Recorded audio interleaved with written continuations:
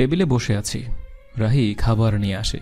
প্লেটে খাবার সার্ভ করার জন্য যখনই চামচ দিয়ে ভাত নিতে যাবে, আমি হা করে তাকিয়ে আছি। আমাকে এভাবে তাকিয়ে থাকতে দেখে রাহি বলে, কি হলো, এভাবে তাকিয়ে আছো কেন? এটা কি ভাত নাকি পায়েস? হ্যাঁ, চিনি আর দুধ মেখে দিলে তো একদম পায়েস হয়ে যেত। আমি তো কখনো রান্না করিনি, আজই প্রথম রান্না করছি। কষ্ট করে খেয়ে নাও। সবসময় ছিল তো মোবাইল নিয়ে ব্যস্ত। কাকির সাথে কখনো তো রান্নাঘরেও যাওনি। আমি কি জানতাম নাকি যে পালিয়ে বিয়ে করতে হবে? নিচে তো আমাকে হেল্প করলেও পারতে, এখানে এসে বসে আছো। আমি তো আর এটা জানতাম না যে আমার বউটা ভাতও রান্না করতে পারে না। আচ্ছা, সমস্যা নেই, এটাই এখন খেয়ে নিচ্ছি। আসো বসো, একসাথে ভাত নামের পায়েস খাই। আমি মুচকি হেসে বসে পড়ি। শুভ এক প্লেটে খাবার নিয়ে আমাকে খাইয়ে দেয় আর নিজেও খেয়ে নেয়। এরপর দুজন সব কিছু গুছিয়ে রেখে রুমে চলে আসি। দুজন শুয়ে পড়ি। শুভ আমার চাচাতো ভাই, আমরা ছোট থেকে একে অপরকে ভালোবাসি, কিন্তু আমাদের পারিবারিক ঝগড়ার জন্যে আমাদের সম্পর্ক তারা মানতে চাননি। তাই বাধ্য হয়ে দুজন পালিয়ে এসেছি গতকাল। আর কাজী অফিসে গিয়ে বিয়ে করে একটা বাসা ভাড়া করে নিই। শুভ একটা অফিসে জব করত। অফিসটা এখান থেকে অনেক দূরে, তাই সেই জব আর করতে পারবে না। নতুন করে আবার চাকরির জন্য চেষ্টা করবে বলল। এত গভীর ভাবনায় ডুবে আছো কি নিয়ে? ভাবছি বাসার এখন কি অবস্থা। আমাদের জন্যে না আব্বু আর চাচুর মধ্যে আরো বড় ঝগড়া হয়ে যায়। এটা আর নতুন কি, ছোট থেকেই তো দেখে আসছি ওনাদের দুই ভাইয়ের ঝগড়া। কোথায় ভেবেছিলাম আমাদের সম্পর্কের কথা জানার পর তারা সবকিছু ভুলে যাবে, কিন্তু হলো তার উল্টোটা। তাদের ঝগড়া আরও বেড়ে গেল। এখন ওইসব নিয়ে চিন্তা না করে তোমার এই বরকে নিয়ে ভাবো। সেই ছোট থেকেই তো শুধু তোমাকে নিয়ে ভাবি, আর বাকিটা জীবনও তোমাকে নিয়েই ভাববো। কোথায় তোমার রানীর মতো থাকার কথা, আর সেই জায়গায় একটা ছোট্ট বাসা নিয়ে তোমাকে রাখতে হচ্ছে। তুমি আমার পাশে থাকলে আমার আর কিছুই চাই না। তুমি আমার পাশে থাকলে আমি সব কিছুর সাথে নিজেকে মানিয়ে নিতে পারবো। রাহিকে বুকে জড়িয়ে ধরে শুয়ে থাকি। রাহিকে জড়িয়ে ধরে ঘুমিয়ে পড়ি। সন্ধ্যায় দুজন ঘুম থেকে উঠে ফ্রেশ হয়ে কফি বানিয়ে ড্রয়িং রুমে বসে খেতে খেতে গল্প করছি। আচ্ছা শুভ, আমাদের বাসায় কি আমাদের কখনো মেনে নিবে? সেটা তো সময় হলেই দেখা যাবে। হয়তো কোনো এক সময় নিজেদের ভুল বুঝতে পারবে আর আমাদের মেনে নেবে। ওসব নিয়ে এখন চিন্তা করে লাভ নেই। চিন্তা তো করতে চাই না, তবুও চলে আসে চিন্তা। রাই, এত চিন্তা করলে অসুস্থ হয়ে পড়বে। সময়ের সাথে সাথে সব কিছু ঠিক হয়ে যাবে। আমার নাম রাই নয়, রাহি। সেই ছোট থেকে শুধু রাই রাই, আমার নামটা ভালো করে বলতে জানো না। তুমি সবার জন্য রাহি হলেও আমার জন্য রাই। আমাদের কথার মাঝে রাহির মোবাইলটা বেজে ওঠে। স্ক্রিনে আম্মু লেখাটা দেখা যাচ্ছে। রাহি আমার দিকে তাকায়। কি করব? আম্মু কল করেছে কেন?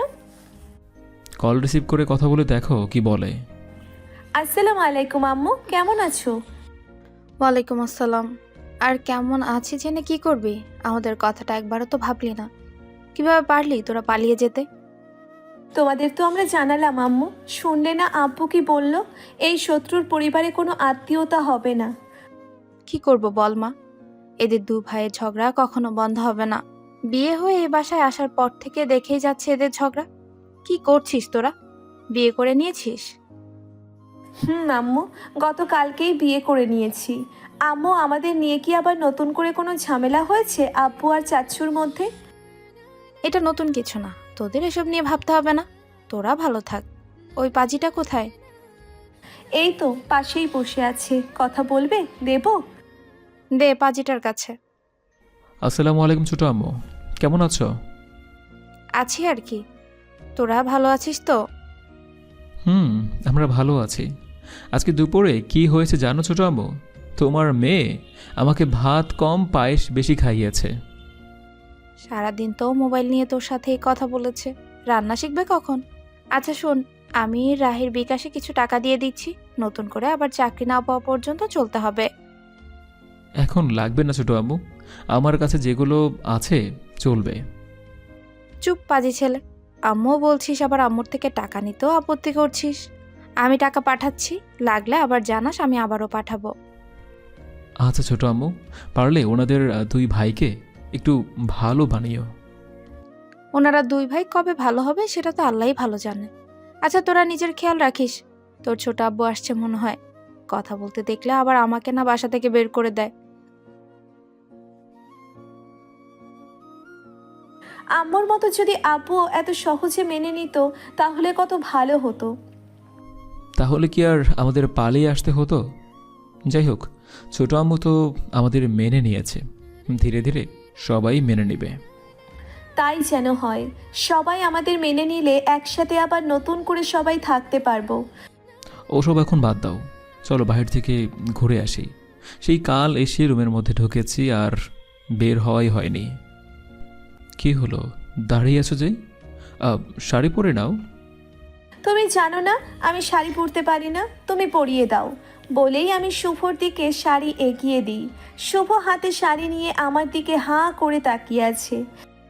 আমি হাত বুকের ওপর রেখে বলি, এই শয়তান, এমন করে তাকিয়ে আছো কেন? লজ্জা শরম কি সব হারিয়ে বসে আছো? নিজের বউয়ের দিকে তাকাবো, লজ্জা লাগবে কেন? তাই বলে এমন করে তাকিয়ে থাকবে? আমার লজ্জা করে না? কাল রাতে যা হয়েছে তারপরেও লজ্জা করছে তোমার? এখন কিন্তু ভালো হচ্ছে না। তুমি ইচ্ছে করে কিন্তু এখন আমাকে লজ্জা দিচ্ছ। যাও, আমি শাড়িই পরবো না। আচ্ছা বাবা, সরি, এই যে কানে ধরেছি, আর কিছুই বলছি না। আসো, শাড়ি পরিয়ে দিচ্ছি। বলেই শুভ আমার কাছে এসে সামনে বসে শাড়ি একটা কোণ আমার হাতে দিয়ে বলে গুজে নিতে। আমি গুজে নিলে শুভ আমার চারিপাশে ঘুরে ঘুরে শাড়ি পরাতে থাকে। এরপর শাড়ির আঁচল আমার বুকের ওপর রেখে আমার সামনে হাঁটু ভাঁজ করে বসে পড়ে। একটা একটা করে কুচি ঠিক করতে থাকে। কুচি গুজে দেবার সময় আমার নাভির ওপর হাতের আঙ্গুল দিয়ে সুরসুরি দিতে থাকে। আমি কেঁপে উঠে শুভর চুল খামচে ধরে চোখ বন্ধ করে নিই। শুভ ধীরে ধীরে আমার নাভির কাছে এসে ওর ঠোঁট ছোঁয়ায়। আমার পুরো শরীরে কারেন্ট খেলে যায় শুভর ছোঁয়ায়। শুভ আবার কিস করতে গেলে আমি ওর ঠোঁটের ওপর আমার আঙ্গুল রাখি। শুভ মুচকি হেসে কুচি গুজে দিয়ে উঠে পড়ে। এরপর ভালো করে শাড়ির আঁচল ঠিক করে আমাকে নিয়ে বাসা থেকে বের হয়ে যায়। দরজায় তালা দিয়ে রাহিকে নিয়ে রাস্তার কাছে এসে একটা রিক্সা নিয়ে চলে আসি পার্কে। দুজনে অনেক সময় ঘোরাঘুরি করি। রাতে রেস্টুরেন্টে এসে ডিনার করে বাসায় চলে আসি। সকালে ইন্টারভিউ দিতে যাব, তাই সব কিছু গুছিয়ে একটা ফাইলের মধ্যে রেখে ফাইল টেবিলে রেখে রুমে এসে শুয়ে পড়ি। আম্মু টাকা পাঠিয়েছে 10,000, আরও 3 ঘন্টা আগে। এখন দেখলাম। এখন তোমার বিকাশেই থাক, আমার কাছে যেগুলো আছে ওগুলো দিয়েই চলে যাবে কিছুদিন। আর কাল যদি চাকরিটা হয়ে যায় তাহলে তো আর সমস্যাই থাকবে না। আমাকে তো বাসা থেকে আসার সময় কিছু আনতে দিলে না। আমার জমানো টাকাগুলো আনলেও 1,050 টাকা এখন আমাদের কাছে থাকতো। তোমার বর কাজ করতে জানে, আমার শুধু তোমাকেই চাই, অন্য কিছুর প্রয়োজন নেই আমার। আচ্ছা এখন ঘুমিয়ে পড়ো, কাল তো আবার ইন্টারভিউর জন্য যাবে। রাহিকে বুকে নিয়ে ঘুমিয়ে পড়ি। পরের দিন সকালে ঘুম থেকে উঠে দেখি রাহি পাশে নেই। উঠে ওয়াশরুম এসে দেখি এখানেও নেই। ফ্রেশ হয়ে রুম থেকে এসে দেখি বৌমার রান্না শেষ করেছে, কোমরে ওড়না গুজে একদম সংসারী হয়ে গেছে। উঠে গেছো? আজকে ভালো করে রেঁধেছি। ইউটিউব দেখে দেখে রান্না করেছো, তাই না? আমি তো জানি না রান্না করতে, তাই ইউটিউব দেখে রেঁধেছি। রান্না শিখে গেলে তখন আমি নিজেই পারবো। এসো খাবে, তোমার আবার লেট হয়ে যাবে। দুজন একসাথে খাবার খেয়ে নেই। এরপর রুমে এসে রেডি হয়ে রাহির কপালে চুমু দিয়ে বাসা থেকে বের হয়ে চলে আসি ইন্টারভিউর জন্য। খুব ভালো মতো ইন্টারভিউ শেষ করি। আগের অভিজ্ঞতা থাকার জন্য বেশি বেগ পেতে হয়নি চাকরিটা পেতে। অতবার চাকরিটা হয়ে যায়। আগামীকাল থেকে জয়েন করার জন্য বলে। আমি খুশি মনে বাসায় চলে আসি। বাসায় আসতেই রাহি প্রশ্নের পর প্রশ্ন করে যাচ্ছে। ইন্টারভিউ কেমন হয়েছে? চাকরি হবে মনে হয়? কি বলছে ওনারা? কুল কুল, চাকরি হয়ে গেছে, কাল থেকে জয়েন করতে বলেছে। আর আমার কথা শুনে রাহি খুশিতে আমাকে জড়িয়ে ধরে গালে চুমু দেয়। আমি জানতাম তোমার চাকরিটা হবে। আগে কাজের অভিজ্ঞতা থাকলে বেশি সমস্যা হয় না চাকরি পেতে। ঠিক আছে। তোমার মোবাইল বাজছে। আম্মু কেমন আছো? ভালো আছি, তোরা কেমন আছিস? আমরাও ভালো আছি। আজ ওর চাকরি হয়ে গেছে আম্মু। এটা তো খুশির খবর। কালকে টাকা পাঠিয়েছিলাম, পেয়েছিস টাকা? আম্মু পেয়েছি। বাসার কি অবস্থা আম্মু? আর কিছু হয়েছে দুই পরিবারে? না, কাল বিকেল থেকে এখন পর্যন্ত সবাই শান্ত। কে জানে ঝড়ের আগে পরিবেশ কি না। তোরা এসব নিয়ে চিন্তা করিস না। আচ্ছা, দুপুর হয়ে যাচ্ছে, দুজন ফ্রেশ হয়ে খাবার খেয়ে নে, আর একে অপরের খেয়াল রাখিস। ঠিক আছে বলে কল কেটে শুভকে বলি ফ্রেশ হয়ে আসতে। শুভ ঠিক আছে বলে চলে যাই ওয়াশরুমে। আমি কিচেনে এসে শুভর জন্য কফি বানাতে থাকি। কফি বানানো প্রায় শেষ। হুট করে শুভ এসে পেছন থেকে জড়িয়ে ধরে। আমি প্রথমে ভয় পেলেও পরে শুভকে দেখে বলি, সব সময় দুষ্টুমি তাই না? আমার বউ এত কিউট, তাই বউয়ের থেকে দূরে থাকতেই ইচ্ছে করে না। হয়েছে, আর এত চাপা মারতে হবে না। এখন ছাড়ো, কফি হয়ে গেছে। আর একটু থাকি না এভাবে, ভালো লাগছে তো। কফি পুড়ে যাবে তো লক্ষ্মীটি, ছাড়ো এখন। আমি রাহির গালে চুমু দিয়ে ড্রয়িং রুমে এসে বসে পড়ি। একটু পর রাহি 2 কাপ কফি নিয়ে আসে।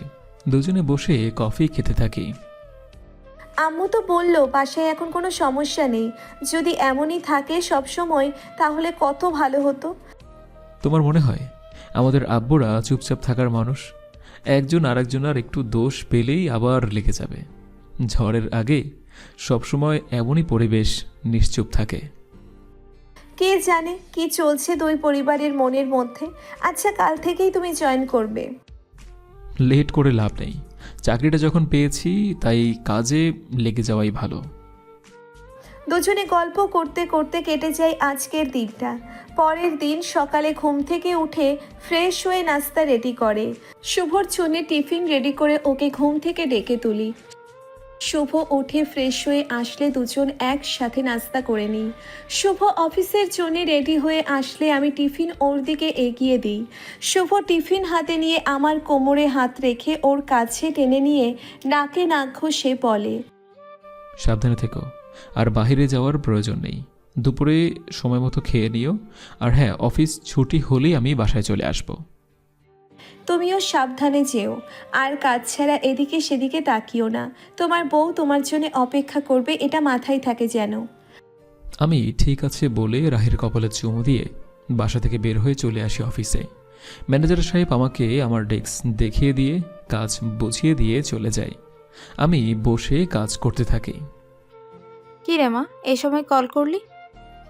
আব্বুকে বাসায় নাকি কাজে চলে গেছে? তোর আব্বু তো কাজে গেছে সেই ভোরেই। শুভ কোথায়, অফিস চলে গেছে? আম্মু একটু আগেই অফিসে গেল। এটা বলার জন্যই তোমাকে কল করলাম। আচ্ছা, সাবধানে থাকিস। আমার একটু কাজ আছে, পরে কথা বলবো। অফিস শেষ করে বাসায় চলে আসি।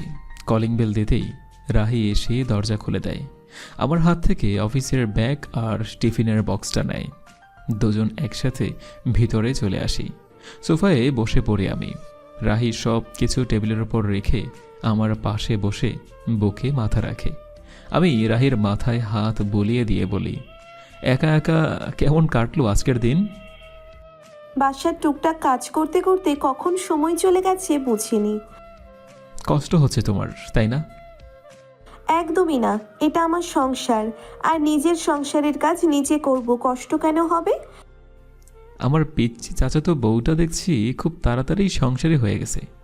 যেই মেয়েটা কখনো রান্নাঘরে যায়নি, সে এখন রান্না করে।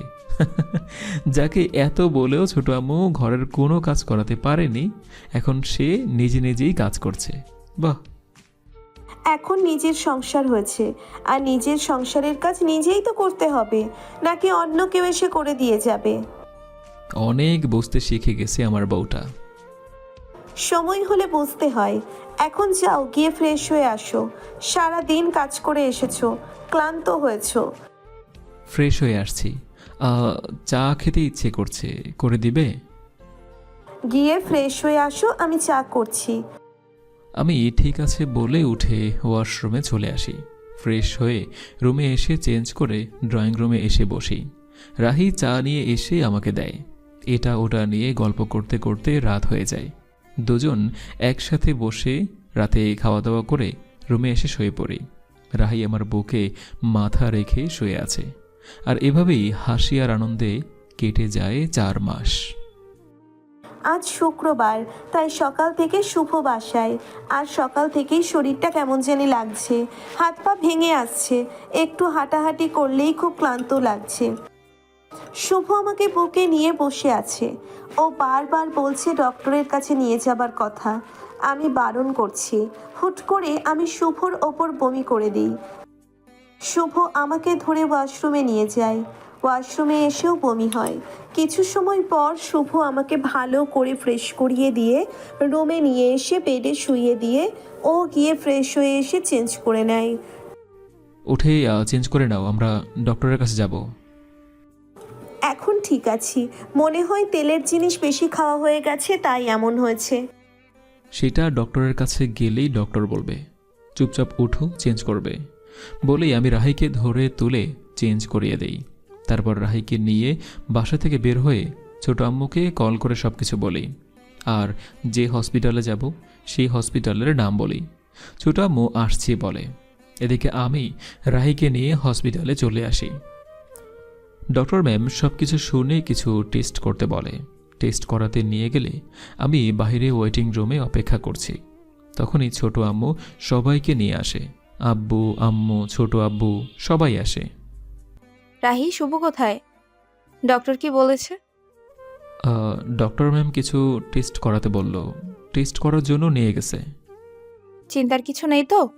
হুট করে এমন হলো কেন? জানি না ছোট আম্মু, সকাল থেকে ভালোই ছিল, হুট করে শরীর খারাপ হয়ে গেছে। আমাদের কথার মাঝে ডক্টর ম্যাম বলে টেস্ট হয়ে গেছে, আর কিছু সময় অপেক্ষা করতে বলে রিপোর্ট দেওয়ার জন্য। তারপর সবাই রাহির সাথে দেখা করতে ওর কেবিনে চলে যায়।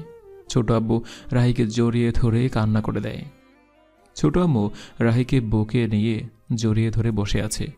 এদিকে আব্বু আম্মু আমাকে অনেক কিছু বলে, না বলে কেন পালিয়ে গেলাম তাদের কথা একবারও মনে পড়ল না।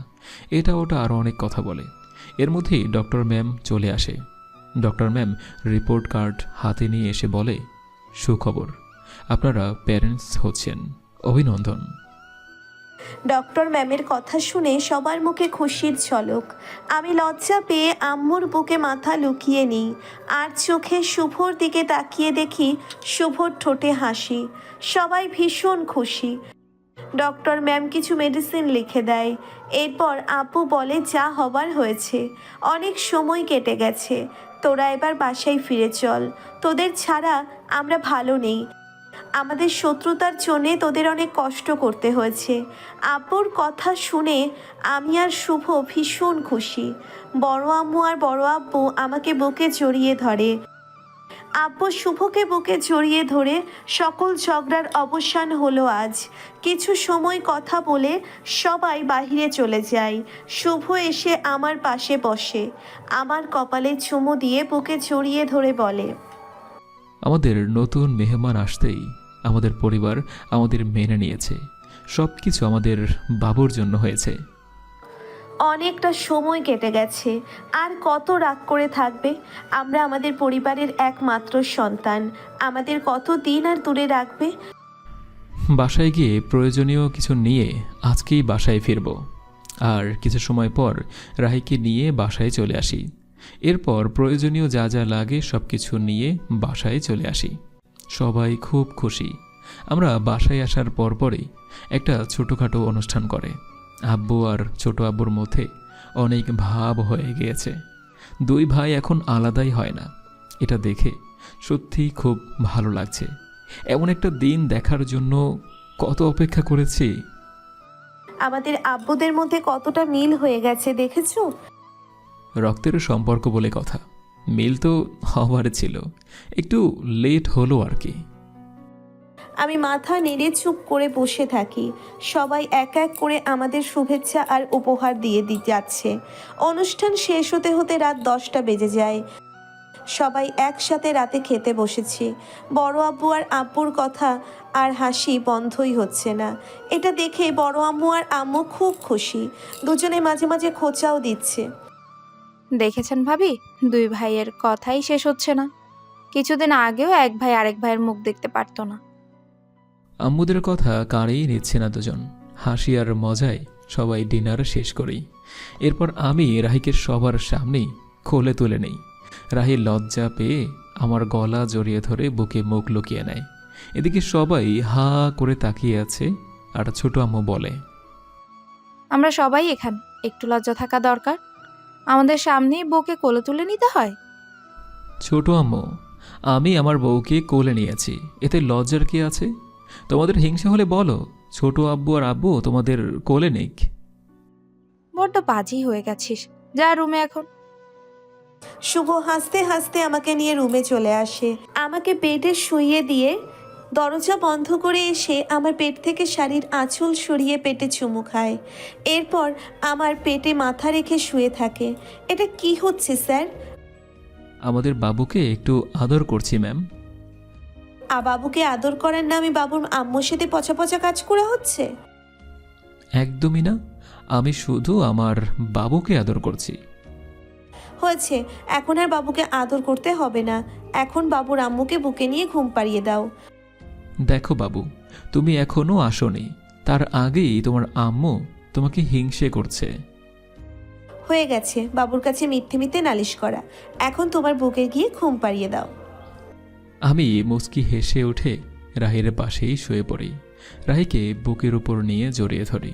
রাহি আমার কপালে চুমু দিয়ে গলায় মুখ গুজে শক্ত করে জড়িয়ে ধরে। দুজন দুজনকে শক্ত করে জড়িয়ে ধরে ঘুমিয়ে পড়ি। আপনারা এখনও কান পেতে আছেন? আর এই গল্প তো আর নেই, এখানেই শেষ করছি। আমাদের হ্যাপি এন্ডিং তো হয়ে গেল। সবাই ভালো থাকবেন। আর এই রমাদানে নিজের পরিবার সহ আশেপাশে থাকা গরিব মানুষের খেয়াল রাখবেন। আজকের মতো আসছি। আল্লাহ হাফিজ।